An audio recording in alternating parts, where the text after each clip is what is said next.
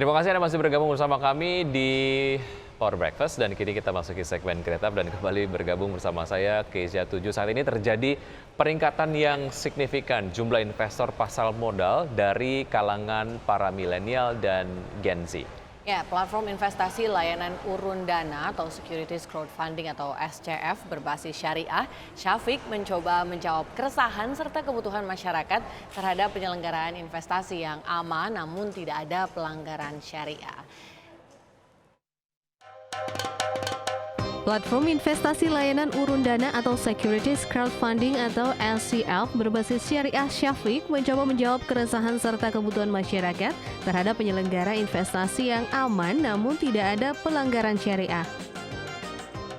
Pada bulan Agustus 2021, Syafiq mendapatkan izin operasional dari OJK yang juga menandakan bahwa Syafiq adalah penyelenggara SCF pertama dan SCF syariah pertama yang telah berizin serta diawasi Dewan Syariah Nasional Majelis Ulama Indonesia.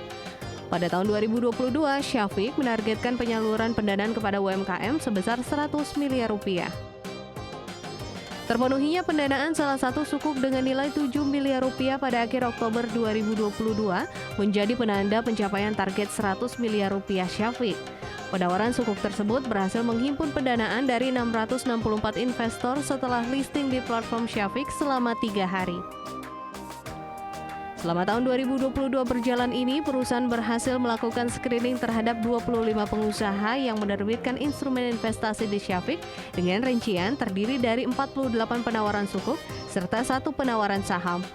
Dari 48 penawaran sukuk tersebut, 4 diantaranya memenuhi standar Sustainable Development Goals dan 1 saham yang ditawarkan pun juga memenuhi syarat SDGs. Kedepan penawaran efek yang memenuhi standar SDGs ini bisa terus ditingkatkan.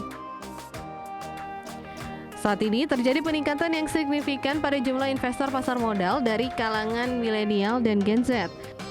Serta tren menjamurnya tren gelombang hijrah dan salah satunya menginginkan hadirnya platform investasi syariah yang tidak hanya mengusung syariah sebagai jargon semata, namun benar-benar menerapkan syariah sebagai faktor utama dalam berbisnis.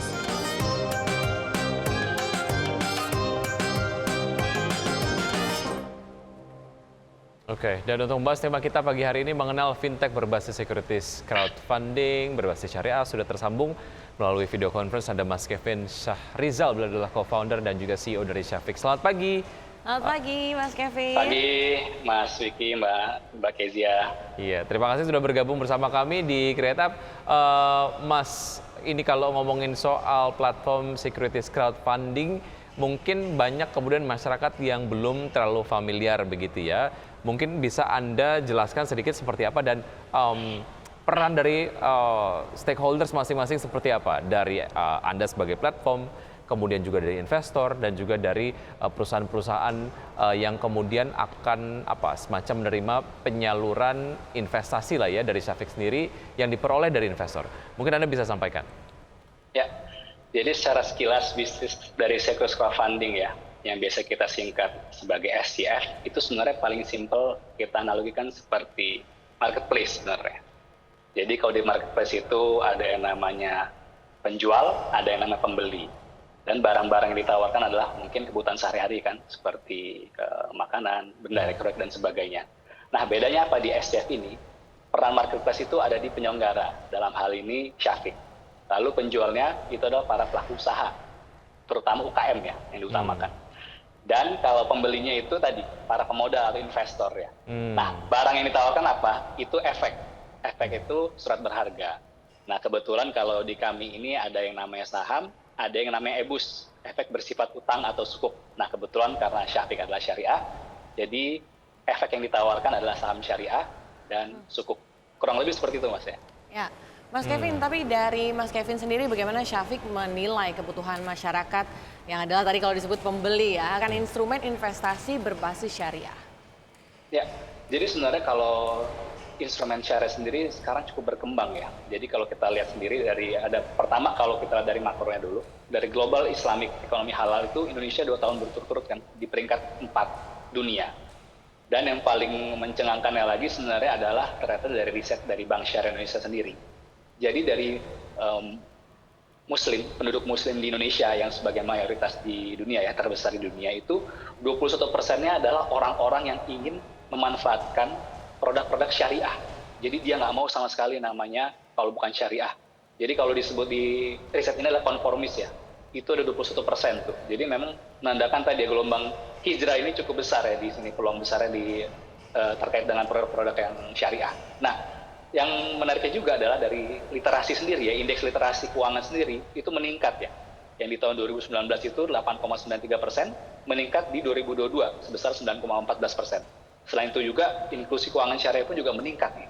Dari yang tadi 9,1% di 2019 itu meningkat hingga 12,12% di 2022. Jadi memang sebenarnya potensi dari instrumen-instrumen investasi syariah ini sangat besar ya ke depannya nanti. Kurang lebih seperti itu. Oke, artinya secara marketnya memang terus bertumbuh dan secara demand-nya juga terus bertumbuh begitu ya.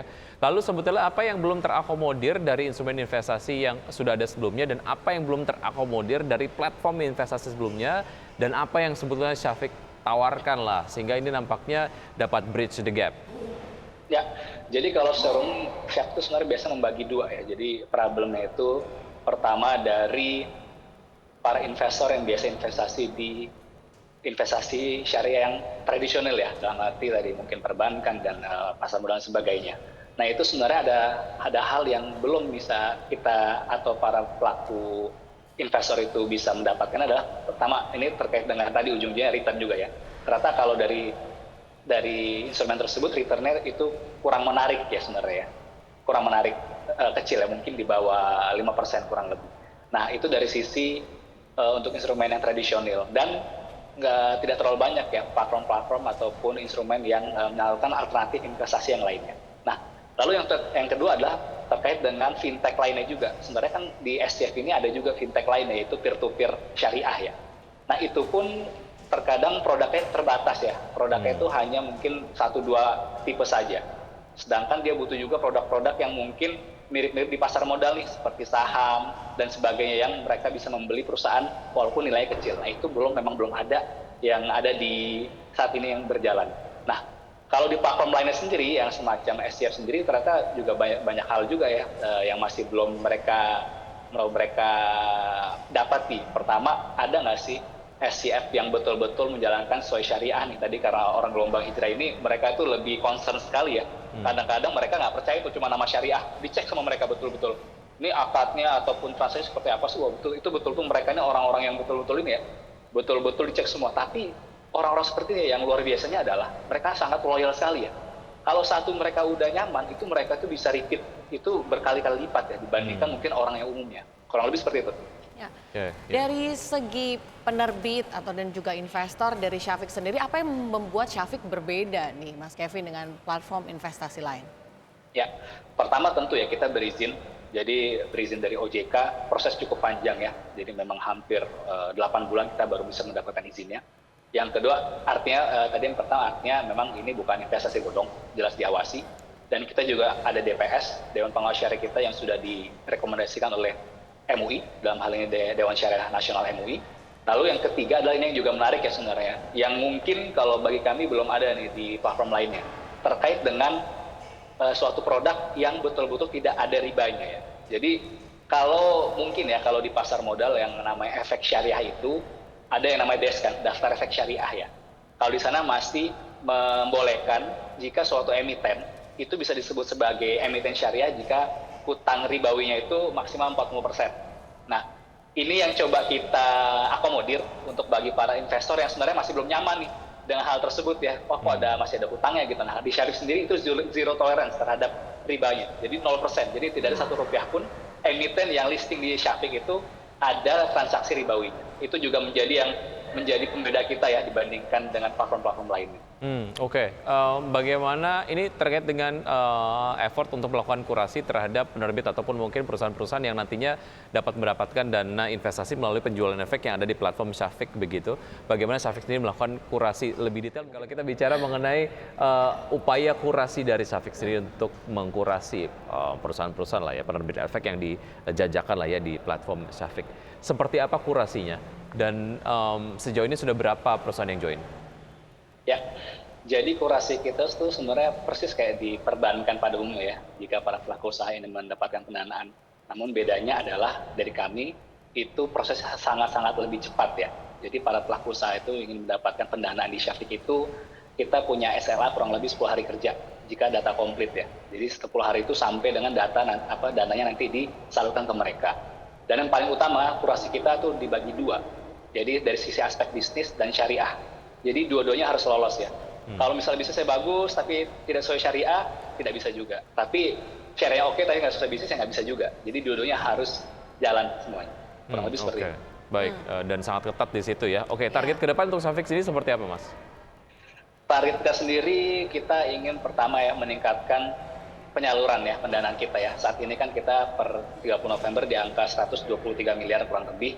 Dan alhamdulillah juga sebenarnya kalau di tahun ini, kalau kita compare dengan SCF konvensional, karena kebutuhan Syafiq adalah satu-satunya syariah, kita malah nomor 1 nih, Mas Wiki ya, di industri tersebut. Nah, kita harapannya kita bisa meningkatkan penyaluran di tahun berikutnya.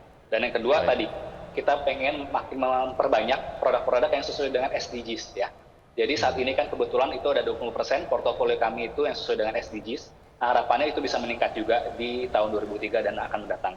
Dan selain itu, kurang lebih sih kita pengen ningkatin literasi juga keuangan ya, itu paling utama terkait dengan syariah. Baik, Mas Kevin, terima kasih sudah bergabung bersama kami. Waktu kita sangat pendek, lain waktu insya Allah kita akan berbincang lagi begitu ya. Sampai jumpa, sukses selalu untuk Syafiq. Terima kasih Mas Kevin. Terima kasih. Baik, dan pemirsa sebelum kita akhiri Power Breakfast kali ini kita akan simak update dari pergerakan IHSG di pagi hari ini setelah pembukaan sesi pertama tadi begitu ya. Untuk IHSG sejauh ini bergerak melemah masih di level 6.855, kemudian Jakarta Samping Index menguat 0,13% dan LQ45 melemah 1%. Ya, selanjutnya update perdagangan dari top gainers.